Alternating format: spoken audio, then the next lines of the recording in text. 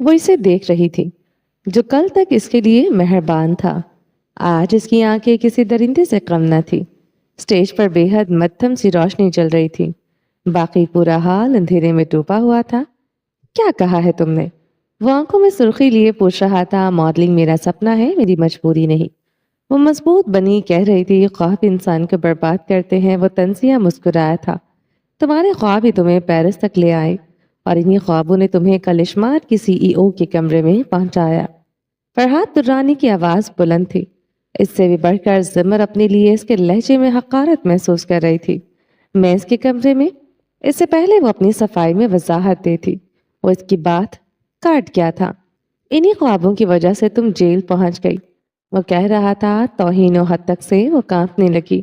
فرحات درانی کسی کا دوست نہیں، یہ اس کے بارے میں سنا تھا، آج دیکھ بھی لیا تھا۔ تم کسی مجبوری کی وجہ سے اس کے کمرے میں تو نہیں گئی تھی نا؟ وہ زمر خان کے قریب ہوا۔ زمر نے اپنے قدم پیچھے کی جانب بڑھائے۔ فرحات درانی سے اس وقت بس خوف آ رہا تھا۔ فرحات، تم مجھ سے ایسے بات نہیں کر سکتے۔ کیوں نہ کروں؟ کون ہو تم؟ میری بیوی ہو میری کیا؟ وہ چیختے ہوئے پھر سے اس کی بات کاٹ گیا تھا۔ You are nothing to me۔ وہ آنکھوں میں غیظ و غضب لیے پھنکارا۔ تم خود کو سمجھتے کیا ہو؟ تمہیں لگتا ہے میں تمہاری مدد کے بغیر ماڈل نہیں بن سکوں گی؟ تو یہ تمہاری بھول ہے۔ زمر خان کی بات فرحات درانی کے اشتعال میں اضافہ کر گئی تھی۔ فرحات درانی نام ہے میرا، میں تمہاری راہ میں آ گیا، ماڈل بننا تو دور کی بات، کوئی تمہیں کسی ایجنسی کی سیڑھیاں تک نہیں چڑھنے دے گا۔ پھر بھی تم پر ماڈل بننے کا جنون سوار ہو رہا ہے تو ایک ہی قیمت پر ماڈل بن سکو گی اور ٹاپ پر جاؤ گی، وہ زہر خند لہجے میں کہتے رکا تھا۔ قیمت پتہ ہے کیا ہوگی؟ اس نے جھکتے ہوئے زمر کی آنکھوں میں دیکھا۔ زمر سے گلابی آنکھوں سے دیکھ رہی تھی، ماڈلز منہ کھولے انہیں دیکھ رہی تھی۔ زمر خان کی اتنی انسلٹ انہیں سکون دے رہی تھی۔ فرحات درانی کی توجہ بس یہی ایک لڑکی تھی، اندر ہی اندر سب حناوے سبتگین سے جیلس تھیں۔ کیا قیمت؟ زمر خان کے لب سرگوشی میں ڈلے۔ وہی قیمت جو فرحات درانی نے ادا کی، دن رات ادا کی، تم بھی کر سکتی ہو۔ عورت ہو، بے تحاشا خوبصورت ہو، کل رات یہی سب کرنے تو تم گئی تھی اس کے کمرے میں۔ وہ اس کی گلابی ہوتی آنکھوں میں دیکھتے کہہ رہا تھا۔ زمر خان اپنی مٹھیاں بھینچ گئی، آنکھوں میں خون اتر آیا۔ التمش خانزادہ اس حال کے سب سے آخر میں کھڑا تھا، وہ فرحات درانی کی چوڑی پشت کو دیکھ سکتا تھا۔ حناوے سبتگین دکھائی نہ دے رہی تھی، اس کی آواز بھی اس قدر ہلکی تھی سنائی نہ دے رہی تھی۔ البتہ فرحات درانی دکھائی بھی دے رہا تھا، اس کی آواز سنائی بھی دے رہی تھی۔ میں اس کے کمرے میں یہ سب نہیں کرنے گئی تھی۔ زمر خان کی آواز بھرا گئی، لفظ حلق میں پھنس گئے۔ کون جانے کل رات کیا ہوا؟ فرحات درانی نے ہونٹ کا کونا تنزن اوپر اٹھایا۔ اگر ایسا ہی ہوتا میں اسے زخمی کر کے کبھی نہ آتی، وہ مجھ سے ایک رات کی فرمائش کبھی نہ کرتا۔ التمش ملک ذرا سا آگے کو آیا۔ اس لڑکی کی دبی دبی سسکیوں کے علاوہ اسے کچھ سنائی نہ دیا تھا۔ ہو سکتا ہے تم اسے سہن نہ کر سکی ہو، اس نے تم سے مزید کی فرمائش کر دی ہو، کچھ ایسا جو تم پورا نہ کر سکی ہو۔ کیا کہہ رہے ہو؟ وہ اس کے لفظوں کے معنی خیزی پر شاکڈ ہوئی، سرمئی آنکھوں میں بے یقینی اتر آئی۔ وہی جو تم سوچ رہی ہو، وہ بلند آواز میں دہاڑا تھا۔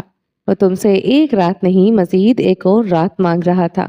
ایک رات تو تم اسے دے چکی، تم پر اعتبار کرنا میری غلطی تھی، میں تم اس سب سے بچانا چاہتی تھی، لیکن تم بھی انہی لڑکیوں میں سے نکلی جو اپنے ٹیلنٹ پر نہیں، اپنی خوبصورتی کی بدولت آسمانوں تک پہنچنا چاہتی ہیں۔ بہت جلد تم بھی گرو گی، منہ کے بل گرو گی، تمہیں یوز کر کے پھینک دیا جائے گا۔ ایک زوردار تھپڑ کے ساتھ فرحات درانی کی چلتی زبان قابو میں آئی تھی۔ التمش ملک گہرا مسکرایا تھا، وہ یہ تھپڑ ڈیزرو کرتا تھا۔ حناوے سبتگین سے پہلی بار اچھی لگی تھی، بات تو تھی اس لڑکی میں، مگر پھر بھی یہ لڑکی اس کی ہٹ لسٹ میں تھی۔ وہ مسکراتے ہوئے چلا گیا تھا۔ ریمپ پر آمنے سامنے ہی اب ملاقات ہونی تھی، وہ بھی تب جب اس کی عزت پوری طرح اتر جانی تھی۔ تم نے جتنا بولنا تھا بول لیا، اپنی گندی سوچ ظاہر کرنی تھی کر لی۔ تم یوز ہوئے، تم استعمال کیا، تم نے ہر انسان کو خود کی جگہ رکھ لیا ہے، اپنی ایک دنیا بنا لی ہے۔ کون ہو تم، مسیحا یا شیطان؟ وہ حلق کے بل چیخی تھی۔ فرحات درانی گال پر ہاتھ رکھے اسے خونخوار نگاہوں سے دیکھ رہا تھا۔ ماڈلز منہ پر ہاتھ رکھے ہوئے تھی۔ فرحات درانی یہ، فرحات درانی وہ، فرحات درانی ایسا، فرحات درانی ویسا۔ فرحات درانی بس انہیں لوگوں جیسا ہے جو اسے استعمال کرتے رہے۔ وہ رو رہی تھی، اس کی سسکیاں بلند تھی. تم بھی استعمال کرتے ہو, فرق صرف اتنا ہے وہ جسم نوچنے والے گدھ ہیں, تم کسی کو بھی اوپر پہنچا کر زمین پر گرا دیتے ہو. تم خواب نوچتے ہو. وہ فرحات درانی کے قریب ہوئی. اس کی آنکھیں شدت گریا سے گلابی تھی. فرحات درانی جبڑے بھینچے سے دیکھ رہا تھا, آنکھوں میں قہر برپا تھا. ایک اگر عورتوں کے کریئر نگلتا ہے, تم خواب نگلتے ہو. یہی سب کرنا تھا میرے ساتھ, تو کیوں لائے مجھے؟ کیوں مجھے بتایا میں سب سے بڑی ماڈل بن کر رہوں گی؟ کیوں مجھے جیل سے ریلیز کروایا؟ فرحات درانی کی آنکھوں میں آنکھیں گاڑے وہ پوچھ رہی تھی. مجھ پر احسان کر کے مجھے خریدنا چاہتے ہو؟ کوئی فرق نہیں تم میں اور ان شیطانوں میں, کوئی فرق نہیں. وہ اس کے سینے پر دھکا مارتے ہوئے اسٹیج سے اتر گئی تھی. ریہرسل سٹارٹ کرو, کل کے شو میں مجھے کوئی کمی نہیں چاہیے. اسٹوڈیو کے دروازے سے نکلتے زمر خان نے فرحات درانی کو دہاڑتے ہوئے سنا تھا. وہ ایک پل رکی تھی, وہ دوسرے پل وہ اسٹوڈیو سے نکل آئے تھے. اسٹوڈیو کے آفس میں بیٹھا التمش ملک فون پر کسی سے بات کر رہا تھا, کسی کو جیسے حکم دے رہا تھا. جو وہ کہہ رہا تھا وہ حیران کن تھا. وہ اسٹوڈیو سے نکلے بھاگتی جا رہی تھی. گرم کوٹ اندر چھوٹ گیا تھا. سڑکوں پر ابھی بھی اندھیرا تھا, سردی کی شدت غضب کی تھی. وہ اپنا کوٹ اپنا بیگ اندر ہی چھوڑ آئی تھی. 6 انچ ہیل پہنے وہ ان سڑکوں پر بھاگ رہی تھی. ریڈ جینز پر وہ گھٹنوں تک آتی ریڈ کلر کی ہی فٹنگ میں شرٹ پہنی ہوئی تھی. گلے میں نہ مفلر تھا نہ بدن پر کوٹ. وہ اندھیری سڑکوں پر بھاگتی جا رہی تھی. یکدم وہ منہ کے بل گری تھی. اس کا ہیل والا پاؤں مڑ گیا تھا. التمش اس کے لبوں سے بے اختیار نکلا تھا. وہ بے عقیدی سے اپنے لبوں پر ہاتھ جما گئی. وہ اسے کیسے یاد کر سکتی تھی؟ وہ آنکھیں میچ گئی. وہ ہوتا اسے کبھی یوں بے یارو مددگار نہ چھوڑتا, وہ یوں تنہا نہ چھوڑتا. پہلی بار جب وہ حویلی سے بھاگی تھی تب بھی وہی اس کے سامنے سیسا پلائی دیوار بن کر کھڑا تھا. وہ اپنی ہیل اتارنے لگی. پاؤں واقعی میں مڑ گیا تھا. سرمئی آنکھوں سے ٹپ ٹپ آنسو گرنے لگے. وہ پھر سے یاد آیا تھا. اس کے گرم ہاتھ اس کے پیروں کو جیسے چھو رہے تھے. وہ اس کے پیر دبا رہا تھا. اس جھونپڑے کے ٹھنڈے اور گرم کمرے کے چارپائی پر بیٹھے وہ اس کے پیر دبا رہا تھا. وہ دانت پر دانت جمائے دوسرے پیر سے بھی سینڈل اتار گئی. اسے سامنے سے 2 لڑکے آتے دکھائی دیے. وہ پیچھے کو گھسٹنے لگی. پیرس کی سڑک اور وہ تنہا 2 آوارہ سے لڑکے آنکھوں میں چمک لیے اس کی طرف آ رہے تھے. اسے کراچی کے فلیٹ کا منظر یاد آیا جب جنید اس کی عزت پر ہاتھ ڈال رہا تھا. وہ اس کا سر پھاڑ کر فلیٹ سے نکل رہی تھی. جو پہلا چہرہ دیکھا وہ التمش کا تھا. وہ اسے وہاں بھی بچانے آ گیا تھا. وہ تھپڑ جس کی گونج جسے آج بھی سنائی دیتی تھی.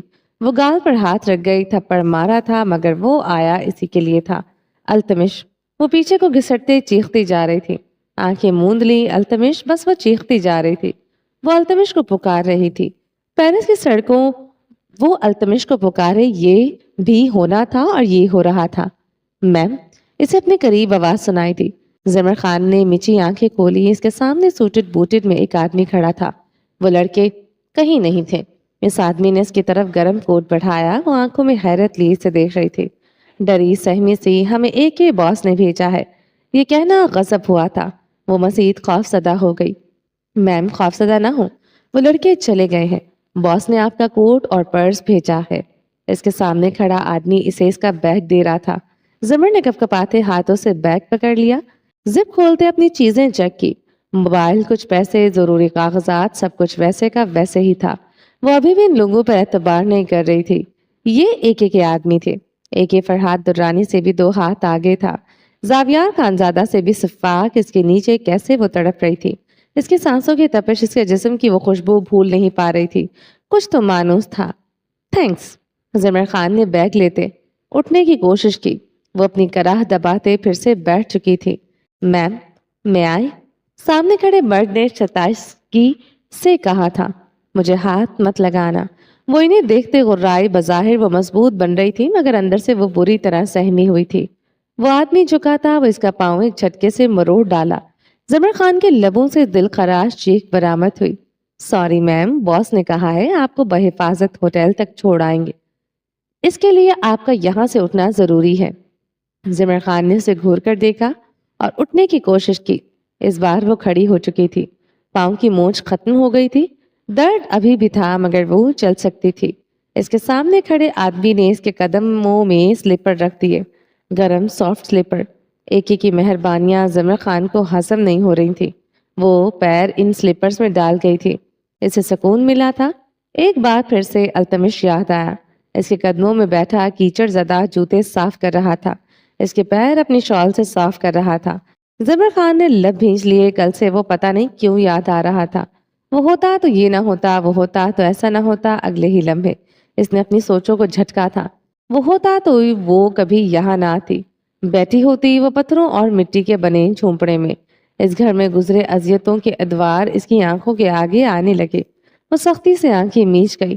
وہ سب یاد کرتے ہی اس کا دم گھٹنے لگا تھا۔ وہ گھر، وہاں گزرے رنج، تکلیفیں یاد آئی تو التمش زہر لگنے لگتا تھا۔ ابھی بھی اس کی یاد اس کا حلق کڑوا کر گیا تھا۔ دور پولیس کا سائرن بجا تو زمر خان نے اپنے سامنے کھڑے ایک ایک آدمی کو گھور کر دیکھا۔ وہ بیچارہ گڑبڑاتے ہوئے پیچھے ہوا تھا۔ وہ اسے آنکھوں سے وارن کر رہی تھی۔ پولیس سائرن کی آواز بڑھتی جا رہی تھی۔ اپنے ایک کو کہہ دو، میں اس سے ڈرنے والی نہیں ہوں۔ وہ مجھے اغوا نہیں کر سکتا۔ کل رات سر پھاڑا تھا، اب اس نے مجھے ہراس کیا تو اس کی جان لے لوں گی۔ وہ کمر پر ہاتھ رکھتے گرائے۔ وہ آدمی دونوں ہاتھ اوپر کو اٹھائے پیچھے ہٹ گیا تھا۔ لڑکی ڈرانا جانتی تھی۔ زمر خان نے آؤ دیکھا نہ تاؤ، دوسری طرف دوڑ لگا دی۔ وہ آدمی ہکا بکا کھڑا تھا۔ زمر خان کو ٹیکسی میں بیٹھتے دیکھا تو اس کی سانس میں سانس آئی۔ وہ فون پر التمش کو وہ سب بتا رہا تھا جو یہاں ہوا۔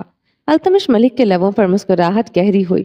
ہناوے سبتگین سرمئی آنکھوں والی عورت جیسی ہرگز نہ تھی۔ ہر عورت زمر خان نہیں ہوتی۔ وہ اپنی شرٹ کے بٹن کھولتے کرسی پر آن بیٹھا، اندر باہر آگ سلگنے لگی تھی۔ وہ اس کے سامنے کھڑی چیخ چیخ کر کہہ رہی تھی اس نے اس پر تشدد کیا، اسے مارا پیٹا۔ وہ بے یقین کھڑا تھا۔ اس کا خان اس کی طرف بڑھ آیا تھا۔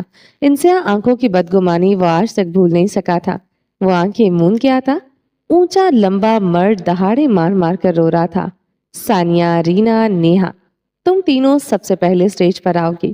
مجھے کوئی غلطی نہیں چاہیے، یہ فیشن شو سپر ہٹ جانا چاہیے۔ وہ بیک سٹیج اسٹوڈیو کے ایک کمرے میں کھڑا کہہ رہا تھا۔ اسی کمرے میں مختلف ماڈلز کرسیوں پر بیٹھی تیار ہو رہی تھی۔ ان کے سامنے مرر لگے ہوئے تھے، ان کے میک اپ ہو رہے تھے، ہیئر سٹائلنگ ہو رہی تھی۔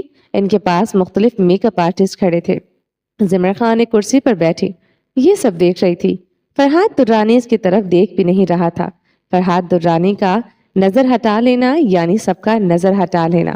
وہ وہاں ہو کر بھی نہیں تھی۔ کوئی میک اپ آرٹسٹ اس کی طرف نہیں آ رہا تھا۔ وہ کسی کو بلاتی، وہ میک اپ آرٹسٹ بزی ہے کہہ دو، کہہ کر دوسری ماڈل کی طرف مڑ جاتا۔ تقریباً سبھی تیار تھے، بس اس کی باری نہ آ رہی تھی۔ اسے اس کا آؤٹ فٹ بھی نہیں دیا گیا تھا۔ ہناوے کا آؤٹ فٹ کہاں ہے؟ فرحات درانی چیخا تو اس کمرے میں ہڑبونگ سی مچی تھی۔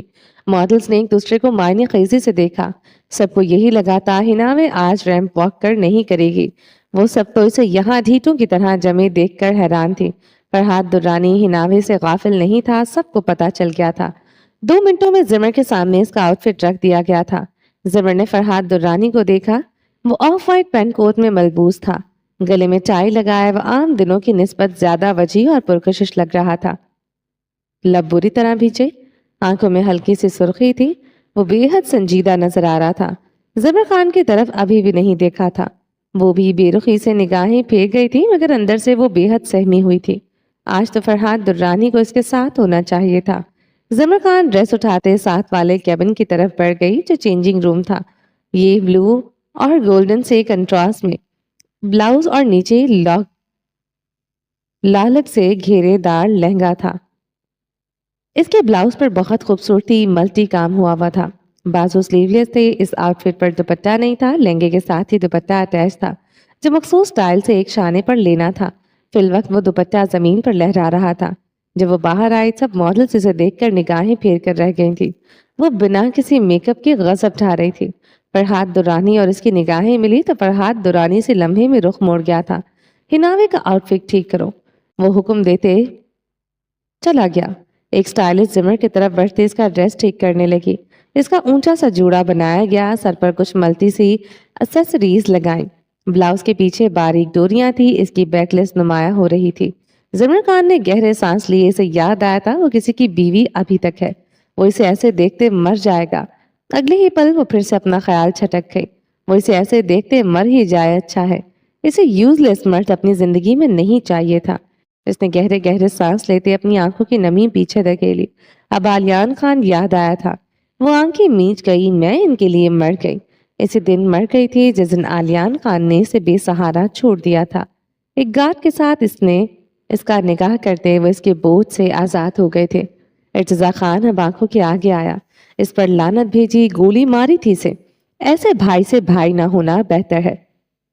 زاویار خانزادہ کو وہ یاد نہیں کرنا چاہتی تھی، اسے سزا دینے والا اس کا بھائی ہی تھا۔ سزا بھی ایسی دی، وہ پل پل مرتی رہی۔ وہ التمش کے ساتھ کیسے رہے گی ایک پل نہیں سوچا۔ تبانہ خانم تو کسی کھاتے میں نہیں آتی تھی۔ جب ماں کے فرض ہی نہیں نبھائے تو وہ کسی کو اپنی ماں کیوں سمجھے؟ وہ خود غرضی کی انتہا پر سوچتے آنکھیں میچے ہوئے تھی۔ اسے ہر حال میں اپنے خوابوں کو پانا تھا، قیمت چاہیے کچھ بھی ہو۔ وہ بس ایک بار بلندیوں تک پہنچنا چاہتی تھی۔ بلندیوں پر پہنچ کر نیچے دیکھنا کیسا لگتا ہے اسے جاننا تھا۔ قیمت پھر کچھ بھی ہو، محبت کی قربانی ہو یا پھر رشتوں کی، وہ سب قربان کرنے کو تیار تھی۔ کسی نے اس کے لیے فرائض نہیں نبھائے تو وہ کیوں حقوق نبھائے؟ وہ آنکھیں کھول گئی، اب کوئی یاد نہ رہا تھا، نہ التمش نہ کوئی اور رشتہ۔ اس کی سرمئی آنکھوں میں بس اپنے خواب پا لینے کی تمنا تھی، اپنے دم پر جینا تھا۔ میک اپ کر دو میرا، اس نے رخ پلٹے میک اپ آرٹسٹ سے کہا۔ میں ثانیہ کا کر لوں، میک اپ آرٹسٹ نے رکھائی سے جواب دیا۔ کیوں چاہتے ہو فرحات درانی کو ایک کی بجائے 4 لگا کر بتاؤں؟ زمر نے گردن موڑتے کہا۔ ثانیہ کی آنکھ پر آئی شیڈ لگاتے میک اپ آرٹسٹ کے ہاتھ رکے تھے۔ بے شک فرحات مجھ سے ناراض ہے، مگر 1 منٹ میں چنگاری لگا دوں گی۔ میں اس شو میں نہ رہی تمہیں بھی وہ باہر نکال کرے گا۔ میک اپ آرٹسٹ شاکڈ سا زمر خان کو دیکھ رہا تھا۔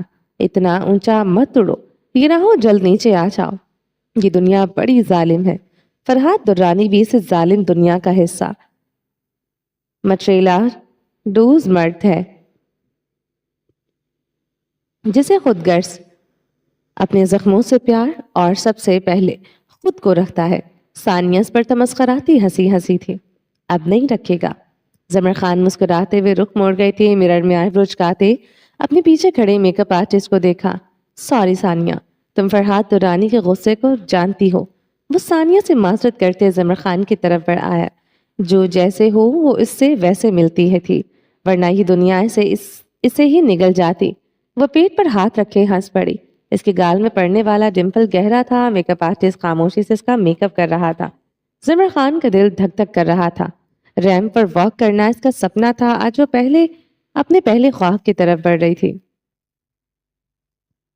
پیرس کے اس فیشن شو میں ملک کے مختلف نامور آرٹسٹ اور ڈیزائنر شرکت کر رہے تھے۔ اگلی سیٹیں ریزرو تھیں۔ سب سے پہلی نشست میں ہی التمش ملک بیٹھا تھا، بلو پین کوٹ پہنے ہوئے، سب کچھ بلو رنگ کا۔ ڈریس شرٹ بھی بلو رنگ کی تھی، ٹائی وہ گولڈن رنگ کی لگائے ہوئے تھا۔ فرحات درانی بھی اسے نشست پر 2 سیٹ سے چھوڑ کر بیٹھا تھا۔ دونوں ایک دوسرے کی طرف دیکھنا بھی نہیں چاہ رہے تھے۔ کچھ دیر پہلے پریس کانفرنس میں کافی بھاری چارہ دکھا چکے تھے، اب وہ ایک دوسرے کے دشمن بنے بیٹھے تھے۔ کیمرہ اگر ان پر آ کر رکتا تو وہ گردن موڑے ایک دوسرے کو دیکھ کر مسکرا جاتے، بھائی چارہ زندہ ہو جاتا تھا۔ التمش ملک مسلسل اپنے فون پر نگاہیں جمائے تھا۔ اسے اوکے کا سائن مل چکا تھا، اب اس کی آنکھیں چمک رہی تھی، اس کے لبوں پر شیطانی مسکراہٹ رقصاں تھی۔ ہناوے سبتگین کو نہ صرف ساری دنیا سے اپنی نظروں میں بھی گرتے دیکھنا تھا۔ ریمپ پر مختلف ماڈلز واک کر رہی تھی، دھیما سا میوزک بج رہا تھا۔ اسٹیج پر نیلگو روشنی آن تھی، جب کوئی ماڈل آتی وہ روشنی صرف اس کا حصہ بن جاتی تھی۔ یہ دنیا کوئی اور تھی، زرق برق میں ملبوس حسین چہرے، آنکھوں میں چمک، چال میں کانفیڈنس اور انہیں سراہنے والی ہزاروں نظریں۔ کیمرے کے فلیش ان حسین چہروں پر پڑ رہے تھے، دائیں بائیں ہر جانب کیمرے، کچھ کیمرے بہت اوپر سے ان حسین چہروں کو فوکس کیے ہوئے تھے۔ بس ہر جگہ وہ خوبصورت چہرے نظروں میں تھے۔ التمش بیزاری سے بیٹھا تھا، اسے اس سب سے گھبراہٹ ہو رہی تھی، ان میک اپ سے لتھڑے چہروں سے بیزاریت ہو رہی تھی۔ یہ زرق برق لباس اس کی آنکھوں کو خیرہ نہیں کر رہے تھے، بلکہ چبھ رہے تھے۔ گلے میں پہنی ٹائی پھندا تھی، 2 پہاڑوں میں مٹی اور پتھر کا گھر اور اس میں سرمئی آنکھوں والی عورت۔ زندگی تو بس وہی تھی۔ وہ کرب سے آنکھیں میچ گیا تھا، بے چینی اس کے انگ انگ میں اترنے لگی۔ وہ اپنی ٹائی گلے سے کھینچ کر اتارنے لگا، آنکھوں میں سرخی میں نمی تیرنے لگی۔ وہ اپنا سینہ مسل رہا تھا، دل میں درد اٹھ رہا تھا، وہ آج شدت سے یاد آ رہی تھی۔ ہوش سنبھالتے بس انہی آنکھوں میں کو دل میں بسایا تھا۔ وہ عورت ہی اس کی زندگی تھی، سانسیں اسی کے دم سے چلتی تھی۔ وہ اپنی گردن آگے کو ڈھلکا گیا تھا، آنکھوں سے ٹپ ٹپ آنسو گرنے لگے۔ کیا تھا وہ بس ایک دن رک جاتی، کاش بس ایک دن وہ اس کے ساتھ صبر سے رہ لیتی، اتنے مہینوں میں آج پہلی بار کاش اس کے سامنے آ ٹھہرا تھا۔ کاش وہ سب نہ ہوتا، زندگی اسے ایک دن کی مہلت دے دیتی، وہ اپنا نصیب بدل لیتا، اسے اپنی قسمت، اپنے نصیب میں بس وہی عورت چاہیے تھی، اسے زندگی سے بس اپنی محبت چاہیے تھی، وہ محبت جس کے لیے وہ راتوں کو جاگتا رہا، ہر سانس کے ساتھ خدا سے مانگتا رہا، سجدوں میں اس عورت کو مانگتا رہا۔ وہ ملی مگر دورانیہ اتنا مختصر، حاصل سے لا حاصل، سفر کتنا اذیتناک تھا کوئی اس سے پوچھتا۔ وہ اپنے منہ پر ہاتھ پھیرتے سیدھا ہو کر بیٹھا، آنکھیں مسل لیں، گہرا سانس لیا، ٹائی کی نوٹ ٹھیک کی، ٹانگ پر ڈانگ جما لی۔ وہ مسکرایا تھا، اس کی آنکھوں میں اب صفاقی تھی، لبوں پر مکروہ مسکراہٹ۔ ہناوے سبتگین، بس ہناوے سبتگین اس کا ٹارگٹ تھی۔ سرمئی آنکھوں والی عورت کے ہٹ جائے پن کا ہٹ جانا ہر دوسری عورت کے وصول کرنا تھا۔ فرحات درانی سیدھا ہو کر بیٹھا تھا، زمر کا ٹرن آنے والا تھا، اسے ساری دنیا کے سامنے پرفارم کرتے دیکھتا فرحات درانی کا بھی سپنا تھا۔ بیک سٹیج پر زمر خان دھک دھک کرتے دل کے ساتھ کھڑی تھی۔ ہناوے، اب تمہارا ٹرن ہے، آر یو ریڈی؟ ایک لڑکی بلند آواز میں کہہ رہی تھی۔ زمر خان نے سر اس بات میں ہلایا، اس نے اپنے کان میں لگے ایئرپورٹس صحیح سے ایڈجسٹ کیے۔ بیک سٹیج بیٹھی پوری ٹیم انسٹرکشن دے رہی تھی، اس کالنگ فرحات درانی کے پاس بھی تھا۔ کوئی ماڈل سٹیج پر اگر کوئی غلطی کرتی تو اسے انسٹرکشنز مل جاتی تھی۔ ہناوے گو، اسے انسٹرکشنز مل چکی تھی۔ سٹیج پر اب کوئی ماڈل نہیں تھی، بس نیلگوں روشنی تھی۔ زمر خان کو اپنی دھڑکن تک سنائی دے رہی تھی۔ التمش ملک نے موبائل پر کچھ ٹائپ کیا تھا۔ سر، ہناوے سبتگین کا ہی ٹرن ہے۔ وہ میسج دیکھتے گہرا مسکرایا تھا، وہ ٹائی ٹھیک کرتے کرسی سے ٹیک لگا گیا تھا۔ ہناوے گو، اس کے پیچھے کھڑی لڑکی چیخ رہی تھی۔ سٹیج کے سامنے بیٹھے سب مجسم سے تھے، 5 منٹ کی دیری ہوئی تھی۔ فرحات درانی بے چین ہوا تھا، یکدم نیلگوں روشنی میں وہ آتی دکھائی تھی۔ نیلے رنگ کے لباس میں سرمئی آنکھوں میں چمک لیے وہ پر اعتمادی سے چل رہی تھی۔ سٹیج پر بیٹھے بہت سے ڈیزائنر سیدھے ہوئے تھے، ہر کیمرہ اس کی طرف، وہ نئی ماڈل تھی اور بے حد خوبصورت تھی، ہر آنکھ خیرہ تھی۔ وہ مین ماڈل نہیں تھی مگر پھر بھی وہ سب سے زیادہ نمایاں تھی۔ فرحات درانی گہرا مسکرایا، وہ ہیرا تلاش کرنے میں کامیاب ہو چکا تھا۔ وہ میوزک اور سفید روشنی میں چلتی آ رہی تھی۔ سب سے اگلی نشست پر بیٹھا مرد بار بار اپنی آنکھیں چھپک رہا تھا، آنکھوں میں بے یقینی لیے وہ سامنے آتی لڑکی کو دیکھ رہا تھا۔ آنکھوں کی بے یقینی سرخی میں بدل گئی، اپنی دونوں ٹانگوں پر رکھے اس کے ہاتھوں کی مٹھیاں بند اور کھل رہی تھی، سانس آنا بند ہوئی تھی، دل کی دھڑکنیں تھم گئی تھی۔ وہ آنکھیں میچ گیا، وہ نہیں تھی، دل نے کہا اور اس نے یقین بھی کر لیا۔ نظروں کا دھوکا، دل کی بغاوت، وہ آنکھیں نیچے رہا۔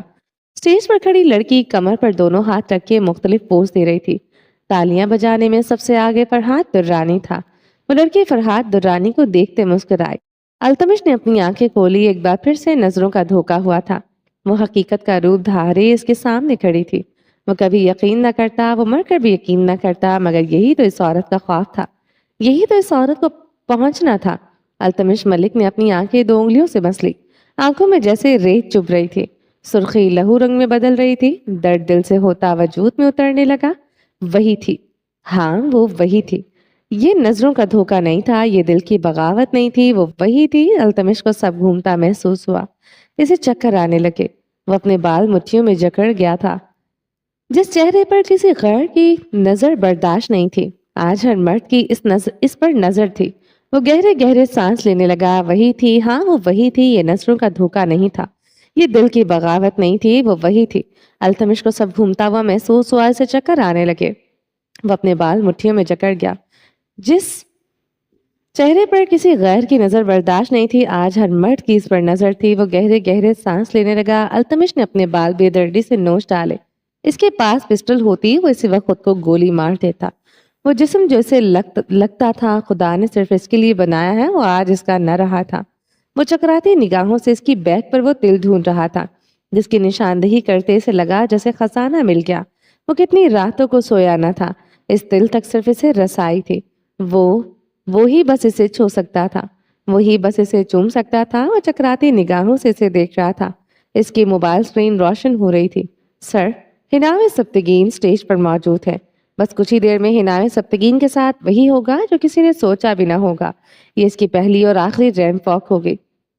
وہ نوٹیفیکیشن دیکھتے آنکھیں چپک رہا تھا۔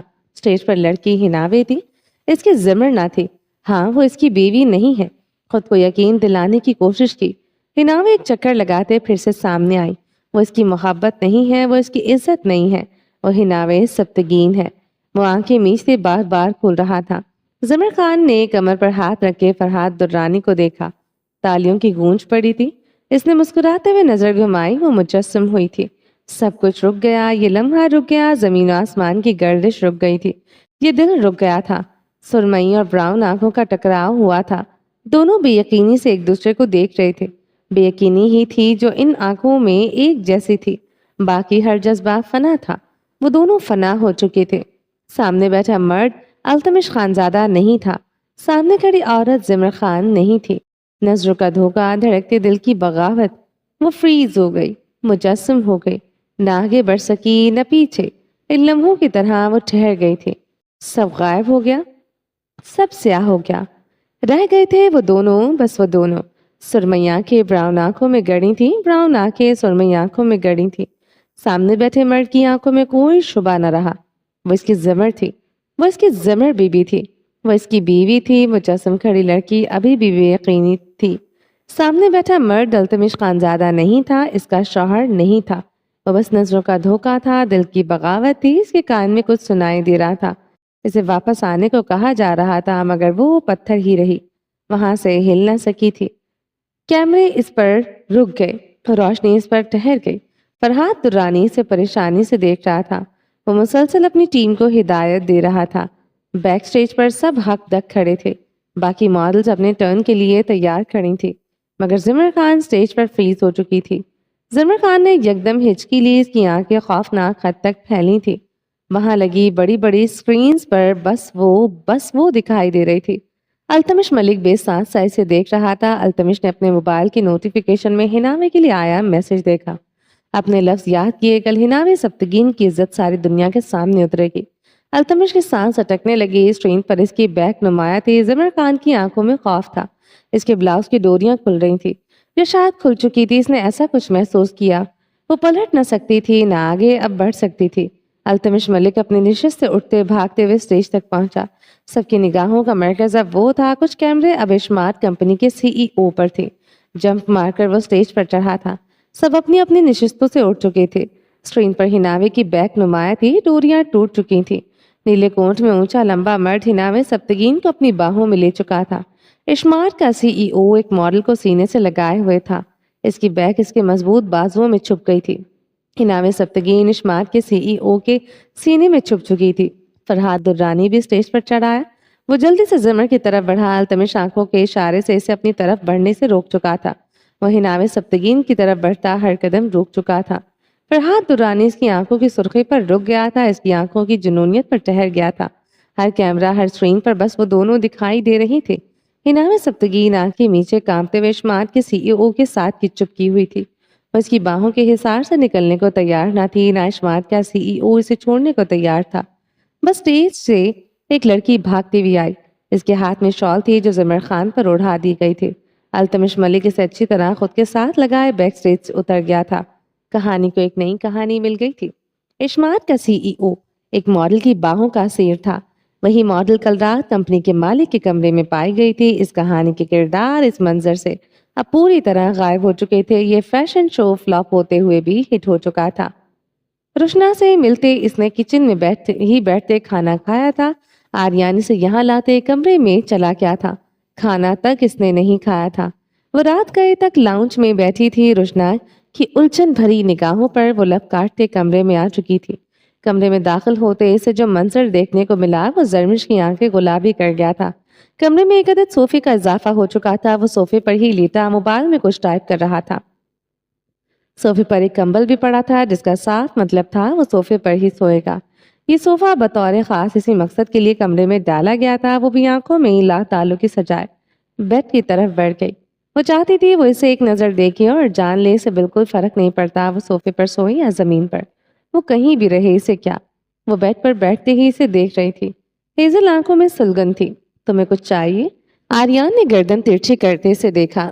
مجھ سے بات مت کرو، وہ بے رخی سے بولی۔ مجھے بھی شوق نہیں تم سے بات کرنے کا، اپنے بچے کی فکر کر رہا ہوں۔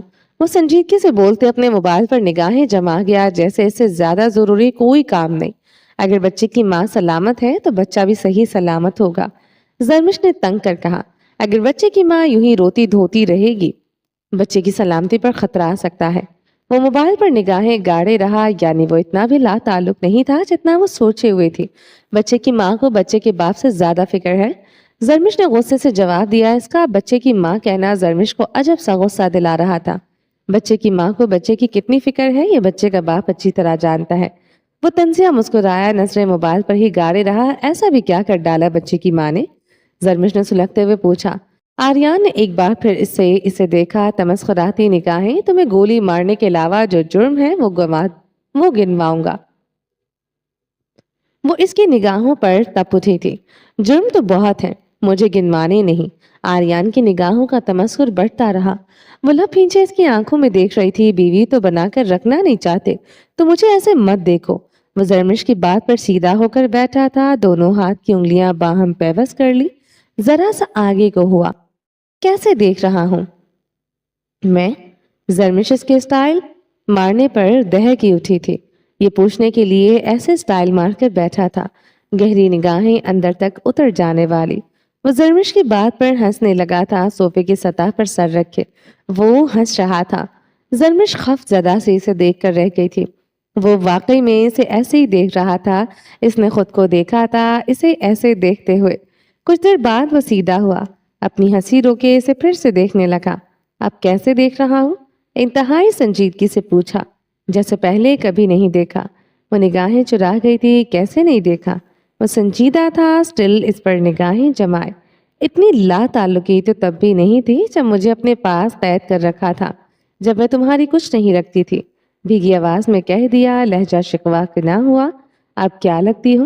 وہ اسی طرح بیٹھا تھا، اس پر ہی نظریں جمائے۔ بیوی۔ وہ نظریں جھکائے بولی، واقعی میں لگتی ہو؟ وہ مسکرایا۔ زرمش نے نظریں اٹھائے اسے دیکھا۔ سبز آنکھوں کی کاٹ پر وہ پھر سے نگاہیں پھیر گئی تھی۔ بیوی ایسی نہیں ہوتی، اس لیے بیوی کی بات مت کرو مجھ سے۔ وہ اسے اپنی نظروں کے حصار میں لیے رہا۔ کیسی ہوتی ہے پھر بیوی؟ زرمش لب کاٹتے پوچھا۔ بیوی کے حقوق و فرائض گوگل سے ڈاؤن لوڈ کر کے بھیج دیتا ہوں۔ میرے پاس اتنا فضول ٹائم نہیں تمہیں لیکچر دیتا پھروں۔ اثر تو ہونا نہیں۔ وہ بڑبڑاتے ہوئے صوفے پر لیٹ گیا۔ زرمش نے منہ کھولے اسے دیکھا تھا۔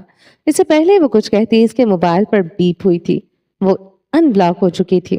وہ اسے واقعی میں بیوی کے حقوق و فرائض کی لسٹ بھیج چکا تھا۔ وہ جیسے جیسے پڑھتے جا رہے تھے رنگت سرخ ہوتی جا رہی تھی۔ 10واں پوائنٹ پر اس کی آنکھیں پھیلی، جسے خاص طور پر مارک کر کے بھیجا گیا تھا۔ بیوی کا فرض ہے شوہر کا ہر جائز حق ادا کرے۔ جب بیوی شوہر سے رخ موڑ کر سوتی ہے، فرشتے اس پر ساری رات لعنت بھیجتے ہیں۔ زرمش نے خود پر قابو پاتے شوہر کے حقوق و فرائض کی لسٹ ڈھونڈ ڈھانڈ کر نکالی، جس میں اس کے مطلب کے پوائنٹ تھے۔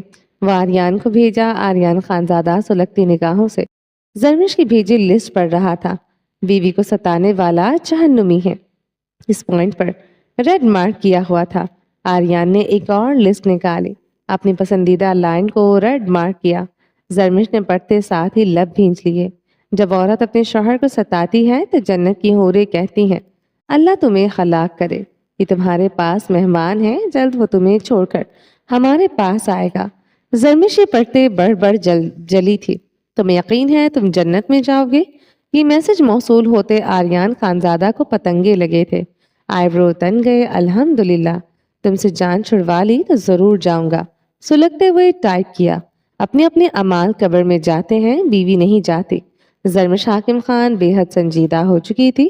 نہ حوروں والی لائن اچھی لگی تھی، نہ اس کی جان چھڑوانے والی بات۔ بیوی کو لے کر میں گلی کے نکڑ تک نہ جاؤں؟ وہ کھٹ کھٹ ٹائپ کر رہا تھا۔ بیوی تمہارے ساتھ کمرے کے کونے تک نہ جائے، دہکتے ہوئے جواب دیا۔ وہ دانت پر دانت جما گیا۔ بیوی اپنی حد میں رہے، بس شوہر کی طرف دیکھے گا بھی نہیں۔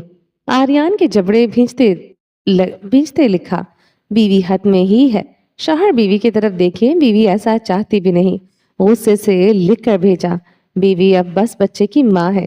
اس کی کھردری انگلیاں میسج ٹائپ کر رہی تھی، شوہر اب بس بچے کا باپ ہے۔ آریان نے موبائل رکھتے سے گھور کر دیکھا، وہ اس کی سرد نگاہوں پر سٹپٹائی تھی۔ بچے کا باپ میں ہی رہوں گا، تم بچے کی ماں نہیں رہو گی۔ وہ سلگتی نگاہ اس پر ڈال کر رخ موڑ کر آنکھیں میچ گیا تھا۔ تم مجھ سے میرا بچہ چھین لو گے؟ زرمش کی آواز میں خوف تھا، وہ جبڑے بھیج گیا تھا۔ اسی بچے کو مارنے کی کوشش کی تھی۔ وہ ایک ہی جھٹکے سے اٹھ کر بیٹھ گیا۔ کیوں کی تھی؟ تم اچھی طرح جانتے ہو کیوں کی تھی؟ وہ اس کی بات پر بھڑک ہی اٹھا تھا۔ وہ خاموش رہی تھی، کچھ نہ کہا تھا۔ وہ اسے قاتل کہہ کر شک بھی کرتی، وہ اسے مار دیتا۔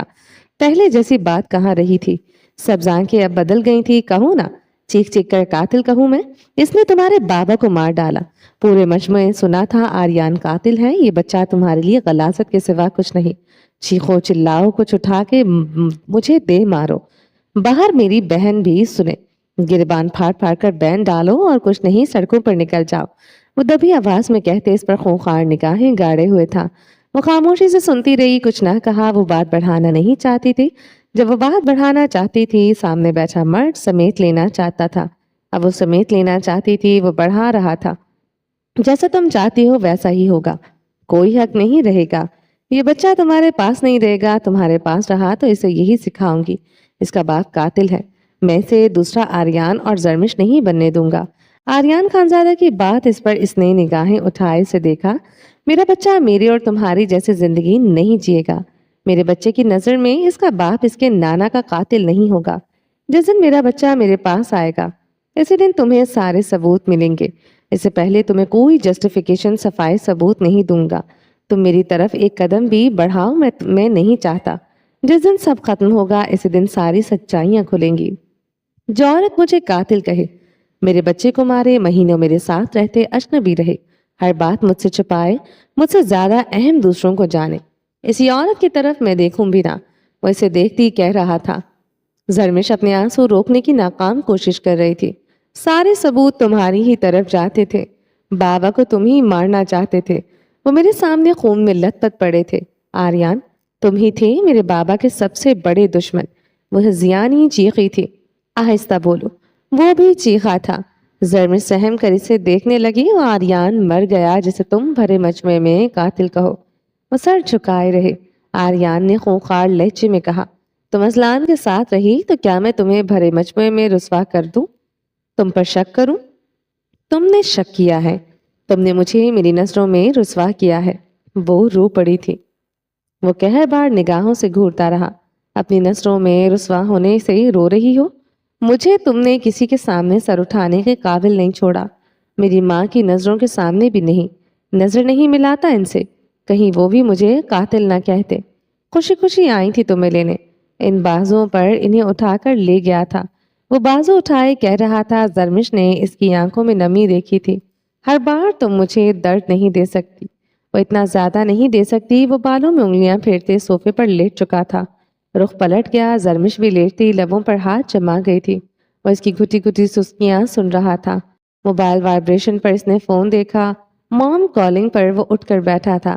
شازماں ویڈیو کال کر رہی تھی۔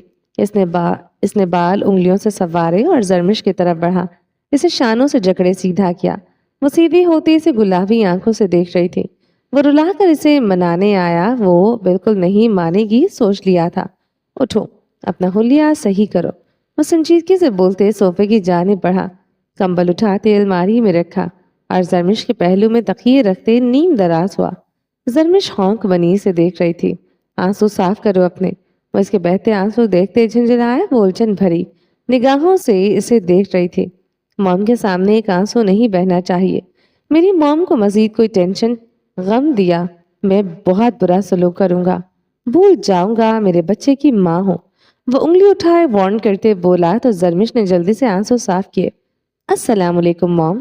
ویڈیو کال اٹینڈ کرتے حشاش بشاش مسکرایا۔ زرمش نگاہیں چکائے کشن گود میں رکھے اس کے دھاگے کھینچ رہی تھی۔ زرمش کیسی ہے؟ شازمہ خان کے لہجے میں بے حد بےتابی تھی۔ زرمش کو بری طرح رونا آیا تھا۔ آریان نے ذرا سا اوپر ہوتے زرمش کے بالوں میں کس کی۔ دیکھ لیں، آپ کے سامنے بالکل ٹھیک ٹھاک، تھوڑی دیر پہلے مجھ سے لڑ رہی تھی کہ اسے آپ کے پاس آنا ہے۔ ڈاکٹر نے سفر سے منع کیا ہے، میں نے منع کیا تو رونے لگ گئی۔ بہت ٹچی ہوتی جا رہی ہے موم۔ صحیح کہتی ہیں، آپ عورت ماں بننے والی ہو تو جذباتی ہو جاتی ہے۔ اتنے موڈ سوئنگز میں نہیں ہینڈل کر پا رہا۔ وہ مسکراتے ہوئے کہہ رہا تھا۔ زرمش نگاہیں جھکائے ٹپ ٹپ آنسو بہا رہی تھی۔ آریان اسے گھور بھی نہیں سکتا تھا۔ سامنے اسکرین پر شازمہ خان تھی۔ آریان، تم میں اور زرمش میں سب ٹھیک ہے نا؟ ہاں مام، بالکل ٹھیک۔ جب سے میرے پاس ہے دن رات ہاتھ جوڑے کھڑا رہتا ہوں۔ جو کہتی ہے وہی کرتا ہوں، ناراض تھی اب نہیں ہے، غصہ تھا اب ختم ہو گیا، سارے ثبوت میرے خلاف ہیں۔ ایک ایک ثبوت دیا ہے شہزادی صاحبہ کو، گردن پر خنجر رکھ کر یقین دلایا ہے، تب جا کر مجھے معاف کیا۔ یہی کہا تھا جس دن مسز خان کے ساتھ صلح ہو گئی، اس دن بات کرواؤں گا۔ یہ لیں کرے بات۔ وہ فون زرمش کے سامنے کر گیا تھا۔ زرمش نے نظریں نہ اٹھائی تھی، وہ شازمہ سے نظریں نہیں ملا سکتی تھی، وہ نظریں جھکائے بس روتی رہی۔ آریان پہلو پر پہلو بدل رہا تھا، فون اٹھانے پر اب پچھتا رہا تھا۔ کیسی ہو بیٹا؟ میرا پوتا یا پوتی کیسی ہے؟ شازمہ خان کی بات پر وہ مزید شدت سے رونا شروع ہو گئی۔ مسز خان، وہ دانت پر دانت جمائے چنچلایا۔ اس کی آواز میں واضح تنبیہ تھی۔ آپ کیسی ہیں مام؟ مجھے آپ بہت یاد آ رہی ہیں۔ آریان سے یہی کہہ رہی تھی، اس نے مجھے بہت ڈانٹا اس بات پر۔ رونے کا کوئی تو بہانہ چاہیے تھا۔ شازمہ خان کے سامنے وہ بکھری رہی تھی، وہ ٹوٹ رہی تھی، وہ مٹ رہی تھی۔ کوئی نہ اس کا اپنا رہا تھا مگر شازمہ خان اس کی تھی، ایک رشتہ اس کا تھا۔ وہ شازمہ خان کو دیکھتے روتی رہی۔ آریان کنپٹی مسلتے خود پر قابو پاتا رہا۔ شازمہ خان اسے اس کا خیال رکھنے کی تاکید کر رہی تھی، اتنا رونے پر ڈپٹ رہی تھی۔ بچہ صحت مند ہونا چاہیے فکر کر رہی تھی۔ کوئی پچھلی بات نہ کی تھی، کسی بات کا حوالہ نہیں دیا تھا۔ کچھ دیر بات کرنے کے بعد آریان نے موبائل اپنے آگے کر دیا۔ وہ اب بے حد مؤدب سا بنا بیٹھا تھا۔ وہ خاموشی سے ہر بار کی طرح ان کی نصیحتیں سن رہا تھا۔ بات زرمش پر شروع ہو کر زرمش پر ختم ہوتی تھی۔ وہ ماں بننے والی ہے، عورتیں اس کنڈیشن میں جذباتی ہوتی ہیں، سٹیمنا کم پڑ جاتا ہے، بچہ پیدا کرنا آسان نہیں ہوتا۔ 9 ماہ بڑا صبر آزما پیریڈ ہوتا ہے، عورت کا نہیں مرد کا بھی امتحان ہوتا ہے۔ یہ وقت اسے صبر سے گزارنا ہے، زرمش جو کہے بس وہی کرنا ہے۔ اگر کبھی کسی بات پر غصہ آ جائے تو یہی سوچنا ہے وہ اس کی نسل بڑھا رہی ہے۔ وہ خاموشی سے سنتا سر ہلا رہا تھا۔ یہ سب وہ 10,000 دفعہ سن چکا تھا، یہ سب سننا ہی کافی صبر آزما تھا۔ خدا حافظ کرتے آریان نے فون بند کرتے گہرا سانس لیا، گردن موڑتے زرمش کو قہربار نگاہوں سے گھورا۔ وہ اسے سرد نگاہوں سے دیکھتے تکیے پر سر رکھتے آنکھیں موند گیا تھا۔ زرمش نے اسے اپنے پاس لیٹے دیکھے لب کاٹے تھے۔ اب نہیں سونا تھا کیا صوفے پر؟ وہ یہ پوچھ بھی نہیں سکتی تھی، خاموشی سے اس کے پہلو میں ذرا فاصلے پر ہو کر لیٹ گئی۔ آریان کی بھاری سانسیں گونج رہی تھیں۔ وہ حیران ہوئی، پہلے کہاں اتنی جلدی سوتا تھا۔ وہ کلستے ہوئے آنکھیں موندے لیٹی رہی، کب آنکھ لگی پتہ ہی نہ چلا۔ گہری نیند میں جاتے اس نے اپنے گرد مضبوط بازوں کا حصار محسوس کیا تھا۔ گرم کمبل بھی اب اس پر تھا۔ وہ کسی کے تحفظ میں بھی بہت پرسکون نیند سو رہی تھی۔ چلیں جی، باقی کا نیکسٹ ایپیسوڈ میں کنٹینیو کریں گے۔ امید ہے آپ کو یہ ایپیسوڈ پسند آئی ہوگی۔ اگر آپ نے ابھی تک ہمارے چینل کو سبسکرائب نہیں کیا تو جلدی سے ابھی سبسکرائب کر دیں، لائک اینڈ شیئر کریں اور اپنی رائے کامنٹ باکس میں لازمی دیں۔ اپنا ڈھیر سارا خیال رکھیے گا، دعاؤں میں یاد رکھیے گا۔ ملتے ہیں نیکسٹ ایپیسوڈ کے ساتھ، تب تک کے لیے اللہ حافظ۔